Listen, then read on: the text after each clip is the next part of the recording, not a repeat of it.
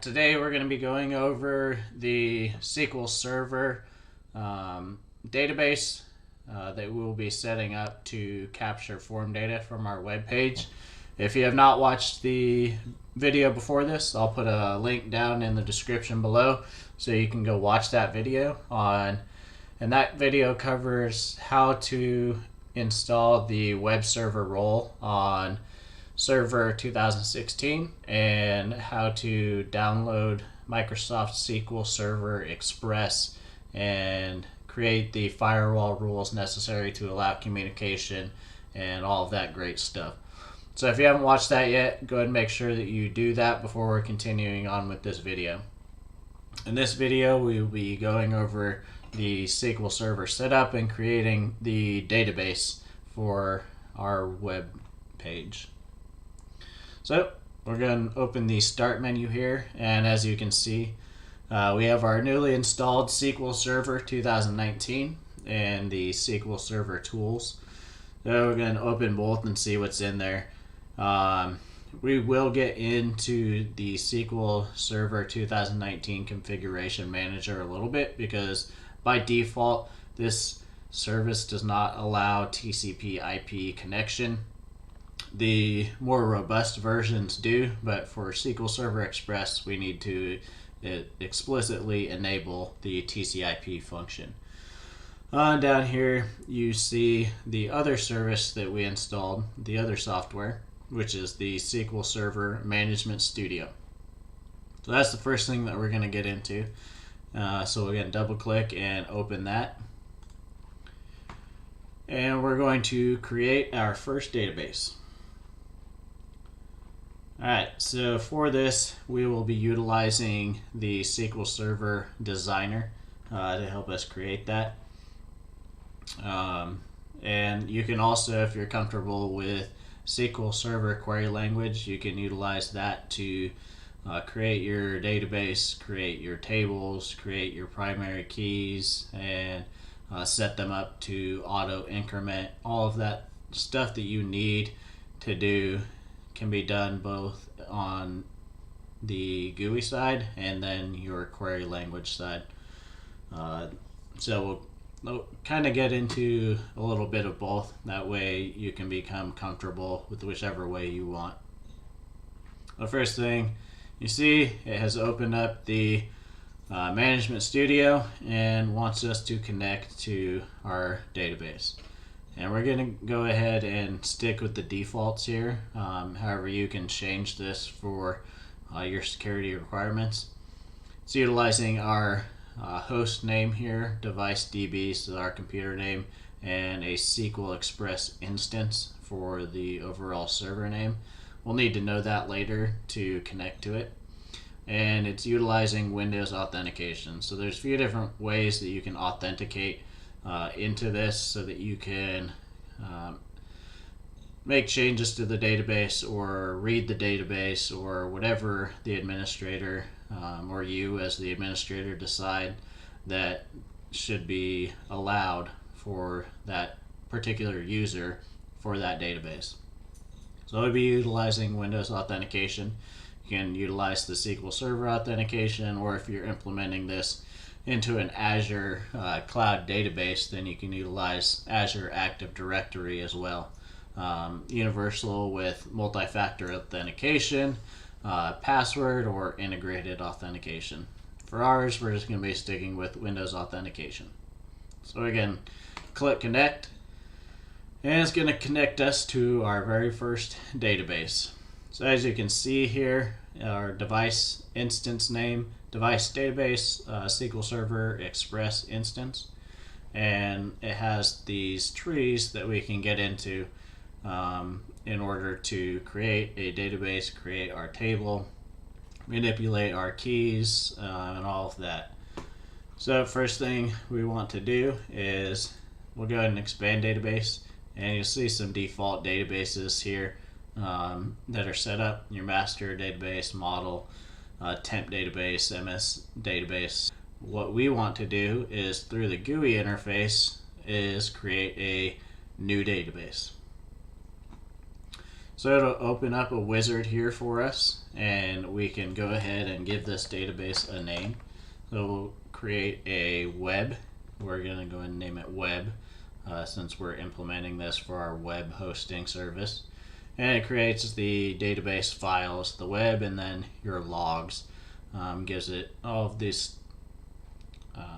attributes that you can configure if your environment needs it to. But we will be sticking with the defaults for this. In here also, so our default owner is going to be that device admin that we are logged in as, and we can create database owners in order to authorize access to this. And if we had a user that we wanted to create as the owner, then we could select that here. Now we will do that later in order to authorize our IIS to be an agent that can own this database and make changes to it and read it and write to it. So we will do that later, but just for your situational awareness, you could do that right here if you already had that user set up. We will go ahead and click OK, and it's going to create that web database here.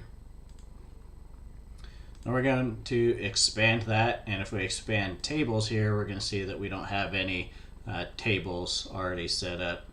Before we go into that, what I will show you is how to do that through the query language. So if I were to click database here or this, you could click new query up here, click new query up here, and that's going to open up a terminal over here. So we're just going to click new query.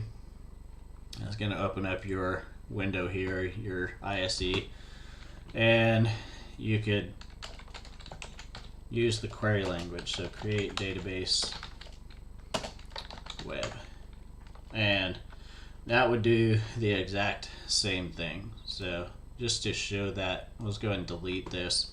And that's fine. We're going to delete that so that we can use the query language to do it. Okay, so I did want to go through the query, how we can utilize the query language to create a database as well. If you don't want to use the GUI or you're doing this with scripts, it's almost easier to just create a quick database using the query language. So we can start a new query either by right-clicking or just clicking up here on the toolbar for new query, and it's going to open your terminal here. And utilizing the query language, create database, and then we will give it our name, just like we did in the graphical user interface of web. And we hit enter.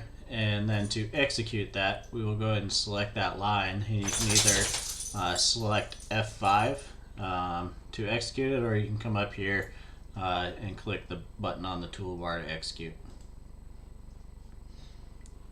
Command's completed successfully, and if you go ahead and refresh this, you're going to notice that, hey, we have the same database that we created through the graphical user interface, except we did it all with 3 words on 1 line. So depending on what you're comfortable with, this way, in my opinion, is much easier. Also, you can stick it in a script to be automated for your web application or whatever you're doing for your implementation. You can utilize that command to do the same function. To continue on, now that we've learned how to do that with the query language, we can create a table the same way. If we want to create a new table, we're going to, in this web database, right-click tables, new, and there's different tables that you can create. We're just going to create a generic table, that way we can customize it with the designer. And it opens up this designer, and we can add new columns into our table that are specified in the form. So the first one that we're going to do is we're going to create an ID column, we will leave this as a data type of integer, since we want these all to be sequential integers. Every time somebody clicks submit on our form, we want it to identify them as ID number 1, and then the next one would be ID number 2. And for this one, we will not allow nulls. So that creates our first ID there. And we will right click on this, and we're going to set this as the primary key. Now, in order to increment this automatically, we're going to come down here to the column properties while we have ID selected. And there's a lot of different ways that you can manipulate this column. We want to come down here to where it says identity specification. As you can see, it defaulted to no. We want that one to be yes. So we will expand that with the caret, and we'll see it has 3 different fields here that we can modify to our needs. We want to use this as an ID. So all we do is we just enter yes here. And the nice thing SQL Server is going to do for us is just auto-populate this to increment. So our identity increment is essentially how much it increments by when there's a new entry.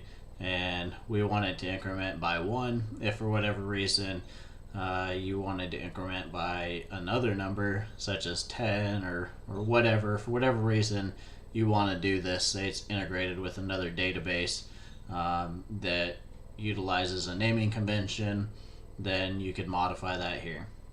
Your identity seed is what that number starts off with. So for ours, we're good with it starting at 1. So our first entry will be given an ID of 1, and then every other one will increment from there. But we're just going to stick with the defaults for our version. Now we modified that. To create a new column, we simply select into the next field here, and we can create our second column here. In our form data, which you will see later, we have different values that they can fill in. And the first value is their first name. And in our HTML, we've given it an ID of fname. You can give it whatever value you want. You just want to make sure that in your web page, the ID for that form input matches up with the column that you implement here. So we've given it an ID of fname, and for this, so we want to perform server-side validation. And by doing this, we can validate that what a user inputs in that field is what is expected. And if they input something outside of that, so for example, for first name, I'm pretty much just expecting your standard UTF-8 characters, not to exceed so many characters. And if it does, then it will reject that and it will feed back an error for that form. So it allows server-side validation of that data before it's input into our database. So we create validation here on the server side to protect ourselves. So we want to perform a data type, or give it a data type that is small enough that it allows the freedom for our user to input their data, and not big enough that it allows a hacker or nefarious actor to put script into our web database or view data they're not supposed to view. So for a first name, we're going to use nvarchar, and then we'll give it 50. So I wouldn't expect anybody's name to be longer than 50 characters. I guess if their name does happen to be longer than 50 characters, they're going to have to abbreviate. Now this is one that we could allow a null in. Say they don't want us to know their first name, or if we had a field that was middle name, some people don't have middle names, then we would want to allow nulls so that it didn't send back an error if there was no user input in that field. So for this one, we're going to select nulls. We're going to continue to do that for every different input on our form so that it matches up with the form data, matches up with their database data.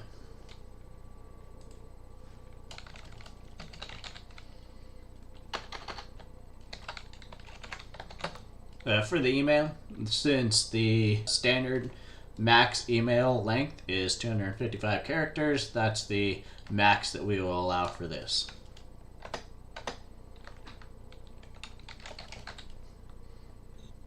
So for birthday, since everybody's birthday is a date, it should not be a value outside of a date, so it will validate that. If it's not a date, it will not accept it.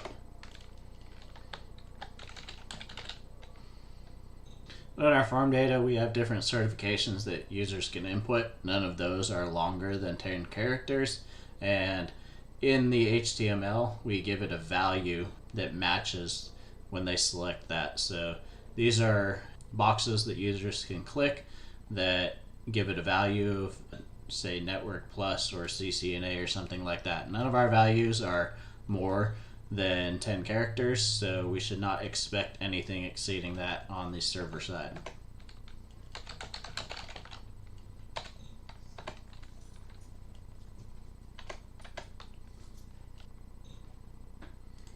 Alright, so that wraps up our fields that we have in our form on our web page and matches them all up to the different columns. So when we close this, it's going to ask us if we want to save. We want to ensure that we do save the changes that the designer made. And we'll go ahead and give it a name. We're just going to name this table web to make it simple.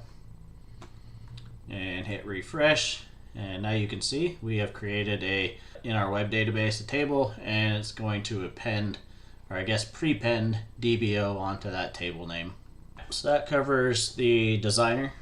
And I will show you guys the query too that we can utilize for that. So let's stay here in this same one.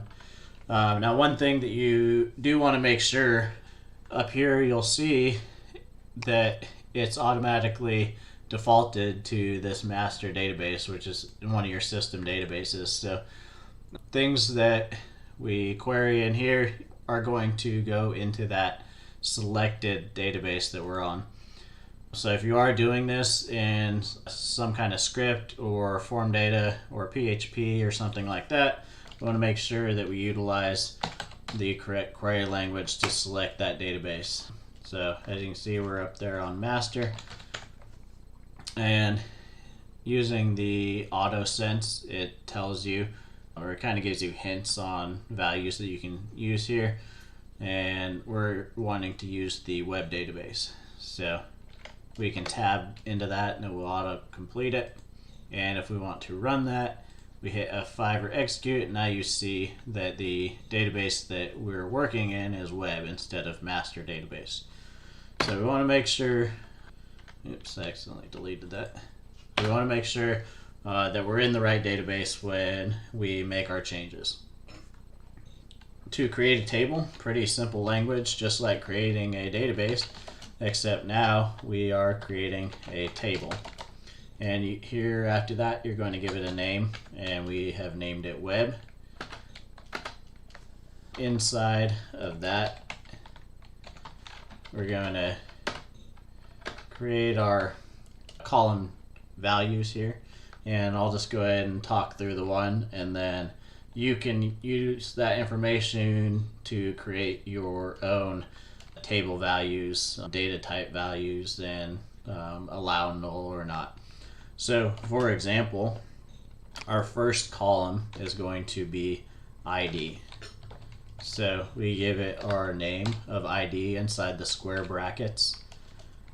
Give it a data type, if you remember, was integer.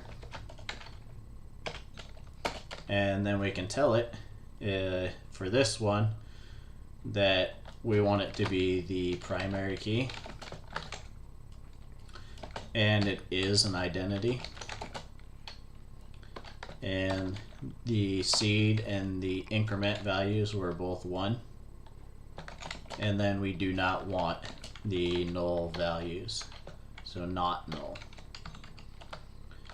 and give it a comma, and that tells it that's the end of that. So you can see here we've given it our name, our data type of integers, and made it our primary key. It is an identity, and that is our incrementing value and our seed value. And then we're telling it we do not want null values accepted. With that, I better go through another one just for your example so that you can see what your normal column queries are going to be.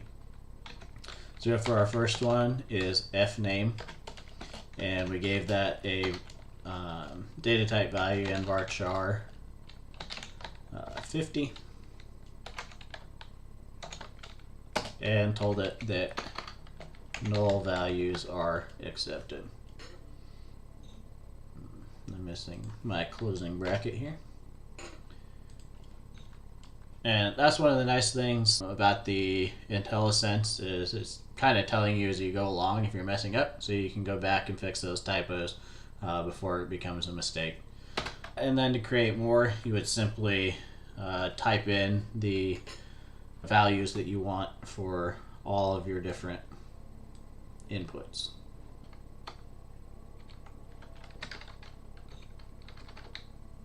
Alright, there you have it. So if we were to select and execute these, then so it's telling you there's already an object named web since we created it through the graphical user interface.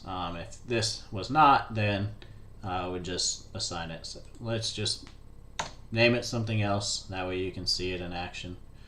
Was good. Select all of that, execute it. Commands were completed successfully, give it a timestamp, hit refresh, and we're going to see our DBO web1 table there. And I'm going to go ahead and delete that since we will not be using that table. So now, as we were talking about before, by default Sql Server Express does not allow TCP connections, so that is a feature that you can have, but we need to expressly enable that. So for that, we're going to go ahead and click down here on the Start menu again, and we'll go to the SQL Server 2019, and we're going to want to open the Configuration Manager. I'm going to let that spin up here. It popped open in the background. So you'll see here a few different options that we can configure. We want to go here to the SQL Server Network Configuration and Protocols for SQL Server Express. And you can see here, by default, your name pipes, your TCP connections are disabled. So we want to make sure that we enable that. Otherwise, when we try to connect to this over TCP/IP, it's going to deny us, and we'll get an error message that we're trying to scramble to figure out. So we want to go ahead and click Enable. Any changes made will be saved. However, they will not take effect until the service is stopped and restarted. So this is fine if you're not going to start using this right away and you power cycle your machine, then it will enable it there. However, we want this to be working right away, so we're going to go over here to SQL Server Services, find our SQL Server Database instance that's running, and we want to right click and go ahead and restart that. And so it's going to stop it. Once it's stopped, restart it, and then your TCP/IP connection should be allowed then. Now we'll see that we're running again. Our TCP/IP is still enabled. So we can go ahead and close the Configuration Manager. And now we've installed IIS, we've installed SQL Server, the SQL Server Management Studio. We've put the appropriate firewall rules in place so that we can connect, and we've enabled TCP/IP connections in the SQL Server management. So now everything should be created.